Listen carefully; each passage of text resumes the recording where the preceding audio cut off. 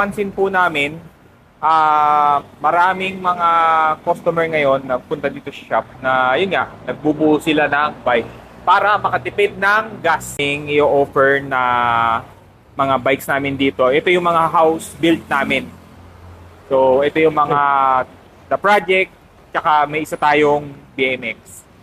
So, discuss lang namin ngayon dito sa live yung yung mga specs ng bike.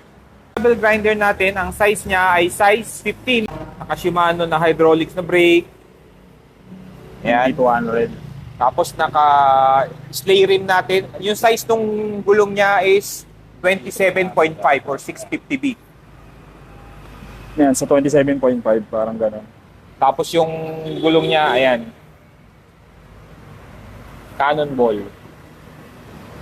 Tapos ang drivetrain niya, 36 yung chainring, tapos 10 speed yung panglikod. Ano yan? Microchip Advent X. Niya ngayon ay 66.5. So ngayon, hanggang katapusan yung offer namin, may less 10. Less 10 siya ngayon, guys. Less 10 guys. So, ayan. Within Ito, this, hindi pa namin pinuputulan end of yung month. exterior tube. Yan, para Sa mga may makagusto, masukat ma-adjust pa natin kung gusto nyo mas mababa yung handlebar mapapa-adjust. or okay sa inyo yung mataas. Kompleto na po yan, may kasama ng pedal. Yan. Yung rim niyang gamit dito yung sleigh na asymmetric.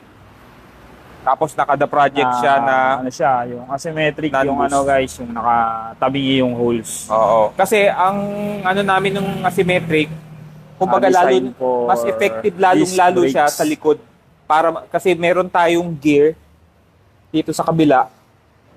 Mas mini-maintain natin yung positioning ng mga spoke na naka-triangle position.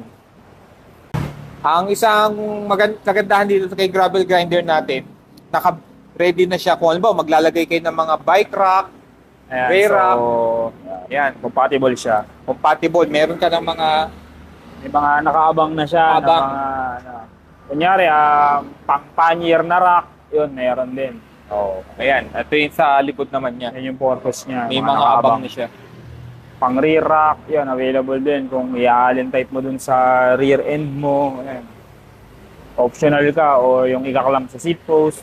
Tsaka dito sa natin, gravel grinder, ang ang material niya na full chromo.